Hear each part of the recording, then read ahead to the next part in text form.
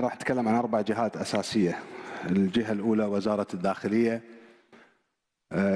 والتركيز راح يكون فيها على التحول الرقمي اللي يشكل 30% من برنامج عمل الحكومة، ومحاربة تجار الإقامات والعمالة الفاسدة السائبة.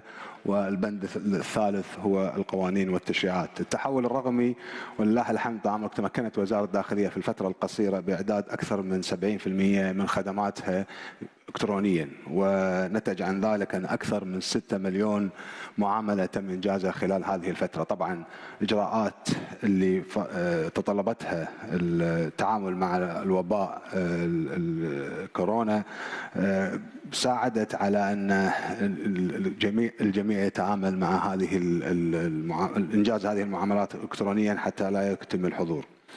فيما يتعلق في محاربة تجار الإقامات والعمالة السائبة، كذلك خلال فترة كورونا تم العمل على حصر العمالة المخالفة ومحاولة معرفة أسباب المخالفة. نتج عنها تبيان هناك فعلا تجارة إقامات قاعدة تأخذ مساحة من المجتمع وتساهم في الخلل بالتركيبة السكانية، ولذلك تم إعداد خطة متكاملة للتعامل معهم ومواجهتهم، وبالفعل تم تحويل أكثر من 417 شركة مخالفة وقضايا عدة كان أبرزها القضية المشهورة تحت اسم قضية البنغالي.